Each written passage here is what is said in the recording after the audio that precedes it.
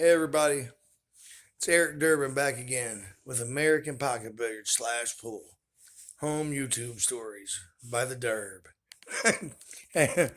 um, it's amazing how time can pass by and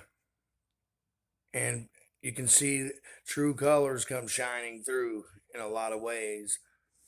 And like me, I'm definitely no saint. I've got tons of things I'm totally ashamed of and not proud of. But have I ever done anything that I can't live with or look myself in the mirror? No, I haven't. Sure haven't. Got plenty of things that I've beat myself to death. I've tried to kill myself several times. I've actually killed myself, got away with it a few times, but I don't know, some reason God figured I had more work to do. But that's beside the point. This is me right now. Today, Thursday, I think it is, December 2nd or 3rd, 2020. That way there can't be no lies told about the timing and the date on this. My health is exceptionally good. My spirituality is very high right now. Great, in a great place. My marriage is really in a great place. My financial situation is in the shits. And I had a bad year playing poker. You get that sometimes on them big jobs.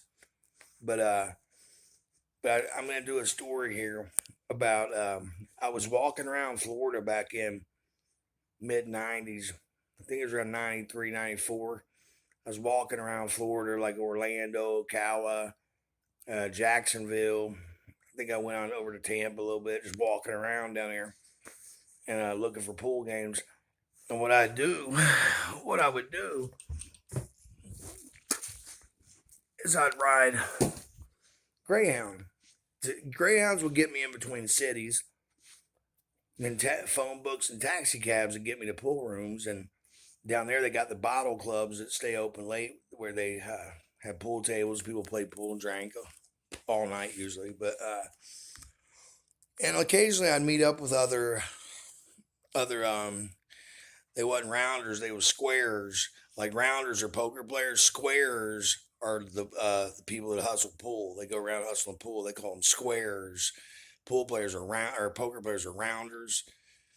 So I ran that ran into some other squares, and I got to ride around with them a little bit, made it a little easier. But so I'm in Orlando. I had Luis Rivera, if anyone remembers him. I had him giving me the 6, 7, 8, and last four. 6, 7, 8, last four in the break, I think. Whatever the case, I beat him for real good money. I think I was running with someone at that particular time. And Tommy Brown had a pool room down there. Forget the name. It was right around the time when he was on the cover of Billiard Digest, if anyone remembers that.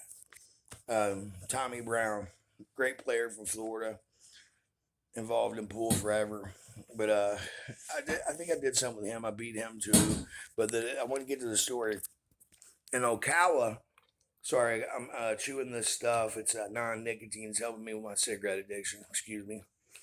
But so I go to Ocala. Okay, I'm steered in a spot. They said there's a guy here that plays. They said he's a pretty good player. They said, but it's they play 2, 3, 500 a set. They said it's real good action. And I had a decent bankroll, and I rode a Greyhound there, got a room, and I taxied it over there. The first day, I walk in, nobody's in the place, nobody. It's a nice place, and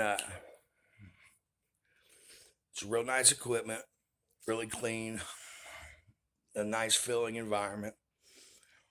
And there's one guy. He's behind the counter, and he's got his cue on the table. You can see he's just hitting balls. He's got these huge, thick pop bottle glasses on. He's got hair, some weird looking kind of hair. He's got a lot of bushy hair. Kind of looks like a mixture between Looked like a mixture between Creedence Clearwater and Creedence Clearwater and like maybe one of the '60s kind of hippie type hairdos. I didn't know where to put him, man. Okay, but whatever the case, his name, his AKA pool room name was Waldo. Waldo. Waldo. He's got glasses thick as could be. I'm told he plays decent, whatever. Well, I'm gonna give you a hint to the story. I got double steered, just so you know. Okay, but so I'm in here getting to know Waldo, and he's knocking balls around in front of me. We're talking. He's like, yeah, I like to play too. I'm telling where I'm from and so forth. We're chatting a little bit. And he's up here hitting balls. He's just kind of slow. He's just doing the real slow, rugged stroke, not showing anything. And I'm thinking, okay, this looks pretty solid, and we get the bet to we're gonna play $500 sets, and it's on a pretty tight gold crown. Really good playing, really well kept condition. Florida back then, I'm sure it is now too. I don't know, but back then Florida pool was pretty popular, and most places I went, the equipment and everything was well kept. It was usually always great places to play. I'm sure it's the same now. The So we start playing these races to 11 for 500, and I'm young. I was real young. I was like 18, 19 years old, and so I'm thinking, oh, this is sweet. I'm still in. I'm thinking, betting 500 a set, all my own money. I ain't got a split. I've already got 2 or 3,000. So I'm sitting here, I'm happy go lucky. I'm jolly go cartwheeling all around the pool room. About, buying him pops. He's my best friend. Everything's all great. And Waldo's just steady. He's steady, just playing, getting down the ball, shooting, not showing up. But he's winning games against me. I'm not paying attention. I'm jumping up there and keeping in the sets or whatever. And and next thing you know, it gets to a key point where, okay, I needed to win a game and take control to win the set. Scores are like 7-6 or something, him maybe. And we're in a game where it's an important game. Okay. And like I play a safety, a pretty good safety on him.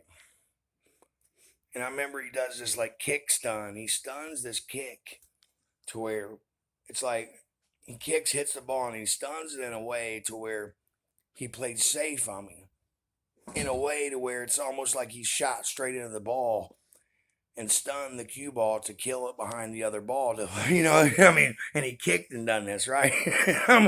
and I said, I'm young. I scratched my head a little bit. I knew a little bit about that sort of thing, but not a lot. And whatever the case, I kick whatever. I don't know, whatever. And I can't remember every detail, but I know I run a couple racks right around that area. I jumped out to like 9 to 8 or something on him, Looked like I was going to win his first set. And whatever, he gets back control of the table from 8, I think. And he wins the game and he breaks runs for the set. Like really fast. His game goes from 30 mile an hour to 90 mile an hour. And I mean, so I pay off, and I'm like, you want to bet 1,000? And he just looked at me and went, no, 500's okay. so I'm like, I'm steaming now in my mind, in this young kid's mind. I'm thinking to myself, oh, this is great. Now I can get up here and catch a gear and show my game, and he's gonna quit even. Oh gosh, I'm torturing myself mentally. And I can teach some other people about this if they ever want to learn. I mean, I'm a pretty seasoned veteran in that stuff, but okay. But so here I go. I'm scared he's gonna quit if I get even, right? I'm scared he's gonna quit if I get even. And meanwhile, little do I know, this guy's getting ready to just fucking absolute donkey skunked me. I don't want to cuss on here. I smoked in my last video and I felt bad about it. That's why I'm trying to quit smoking now. But uh, so next set starts, and I mean his game, everything tightened down. He kept the same kind of, you know, nothing fancy kind of stroke, but you can see his cue ball had tightened up a whole lot, and his shot patterns were changing up to where he was always on the right side of the ball, to where basically all he's doing the whole time is just shooting balls in and not showing anything. He was playing Chris Bartram rotation pull. When Bartram's in gear, you know what I'm talking about. Just basically center anglers always on the right side of the ball, never have to show anything. And he's in that mode, and he wins that set. So I'm not sweating at that point. You want to bet 1,000? No, no. We'll just bet 500. and we flip it. Beats me another set. I think I got. I know I've got at least a nickel left, 500, whatever, and some change. I don't think I had quite 1,000 in here, but you know me. You want to bet 1,000? Well, just so happens he said, okay, I guess I'll play you one for 1,000. Whatever the case. So we play. We hadn't been posting, and we start playing the set. I know about what it was. I think I had about $870 to be exact. I kind of remember that's pretty good. But the last set, he just absolutely barbecues me, man.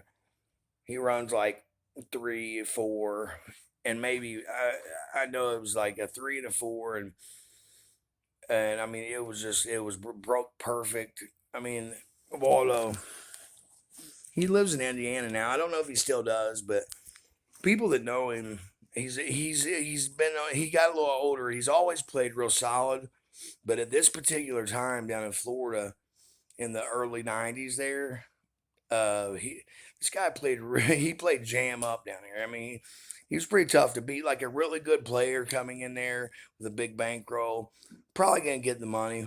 I mean, I don't know for sure, but he's the kind of guy, if he was able to get comfortable on you, you was going to have to run out a lot to beat this guy. And you was going to have to play safe and kick, do everything just right if he got comfortable. So a lot of really good players can keep a guy from getting comfortable, as a lot of us know. And, well, I wanted to do a book, too. I wanted to do a book about, I've started on a little bit. It's going to be about natural ability versus mechanical ability, like practice, repetition ability, learning, practice, repetition. Like I see CJ Wiley does a lot of stuff. Axler, guy's like good at everything he does, it looks like. And so he probably knows a lot about the mechanics. Like he was doing this hypnotized thing or something. Well, I know a lot about natural ability, atomic 9-ball. And so it's drove me to where I want to do something. And not just with pool, though, with sports in general, even with education, even with all walks of life, whatever it is that floats your boat, because I've got a good understanding between natural ability, some call it God gifted, a gift, some call it whatever, and then you've got people that really work really hard to excel and become the artist, the pool player, the baseball player, whatever it is they're trying to be. They do it from mechanics, from learning, from asking other people how they did it, from learning from their techniques. Then you got some people that it's like they fall out of the womb and just draw their ball, or hit home runs or bowl strikes. It's like, well, I'm starting to get deep into this, and I'm working on doing some serious writing on it. If anyone sees this, it's interested, let me know. But I'm moving forward with it, and I know other people can try to do it, but what I have to offer, I know it can't be duplicated. That's why I'm saying it on here. I'm not worried about anyone stealing this from me, because I've got depth, and very deep knowledge into it. But thank you, and Waldo, God bless you. I hope you're still around. He's getting older, and but a great player. And Florida was always a great place to go play pool. I'm sure it still is. God bless everybody out there. God bless all your families. I hope everybody's doing well against the times.